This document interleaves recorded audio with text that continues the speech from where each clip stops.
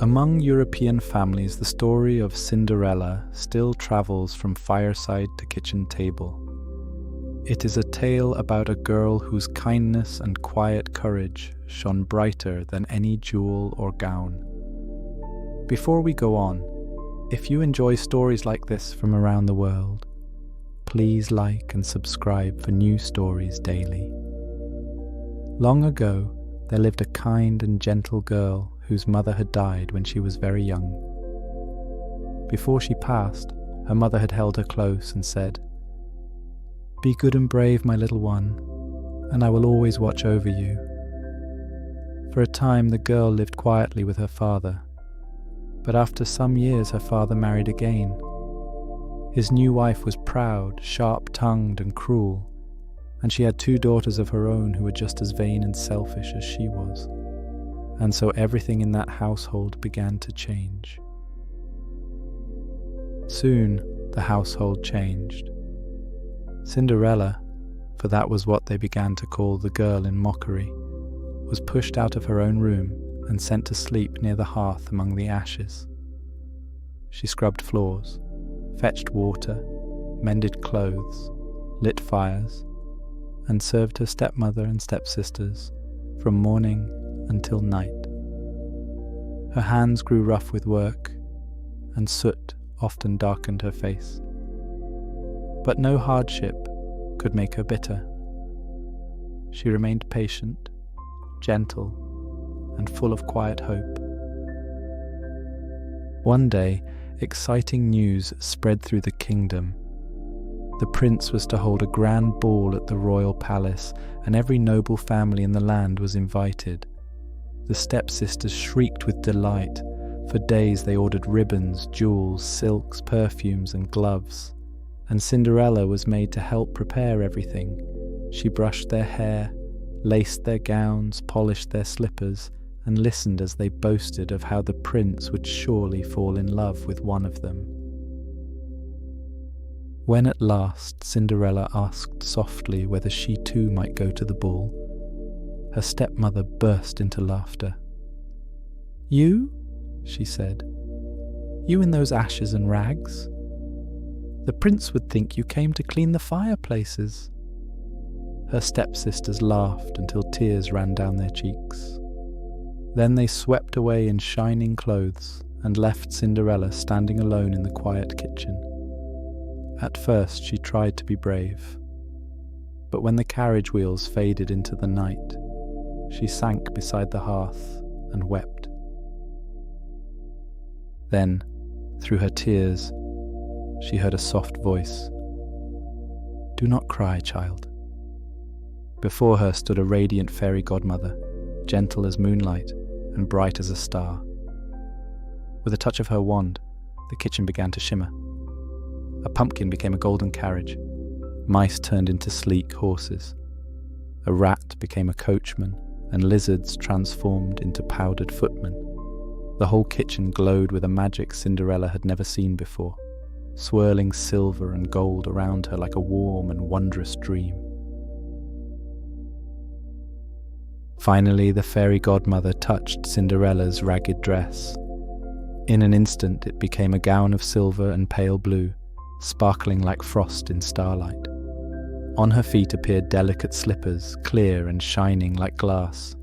Cinderella stared in wonder, but the fairy godmother raised a careful finger. "Remember," she said, "this magic lasts only until midnight. When the last stroke sounds, everything will return to what it was before." Cinderella promised she would not forget. Then she stepped into the shining carriage and was carried away to the palace.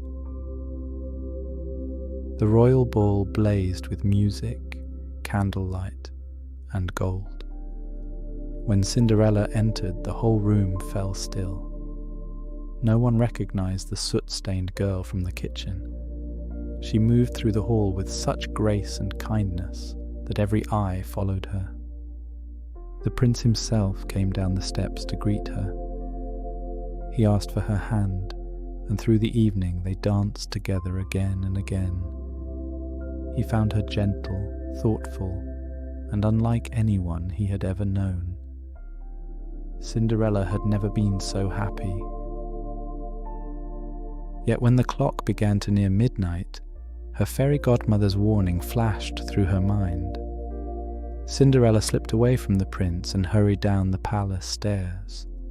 But in her haste, one of her glass slippers fell from her foot and remained behind on the steps. The prince rushed after her, but she was gone. He found only the shining slipper in his hand. Refusing all comfort, the prince declared that he would marry the maiden, whose foot fit the slipper exactly. Messengers were sent throughout the kingdom. From castle to cottage the messengers travelled, carrying the delicate glass shoe. Noble ladies, merchants' daughters, and village maidens all tried it on. The stepsisters pushed and squeezed and strained, but their feet were too large.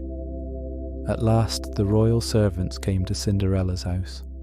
Her stepsisters tried again, each certain she could force the slipper on if she only tried hard enough, but it would not fit either of them. Then Cinderella stepped quietly from the corner and asked if she might try. Her stepmother protested, but the prince's servant agreed. Cinderella sat down and with a calm hand slipped her foot into the glass slipper. It fit as though it had been made for her alone. Then she drew the matching slipper from her apron pocket. In that moment, the household fell silent. And as everyone stared, Cinderella seemed to shine with the same quiet beauty the prince had seen at the ball, though she wore only simple clothes. The prince arrived soon after, and when he saw her, he knew at once that she was the one he had been seeking. It did not matter that she wore a simple dress and an old apron.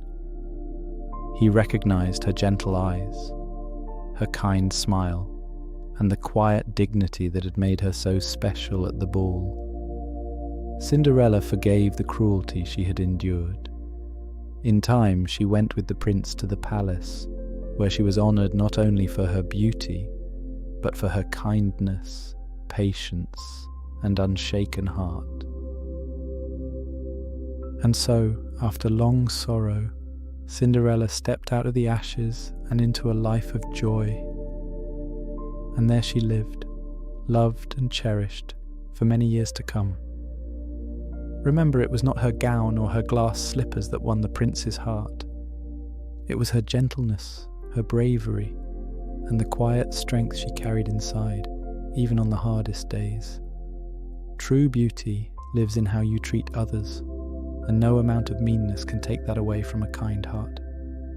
And that was the story of Cinderella. What did you think of the story and the lesson? Share your comments below.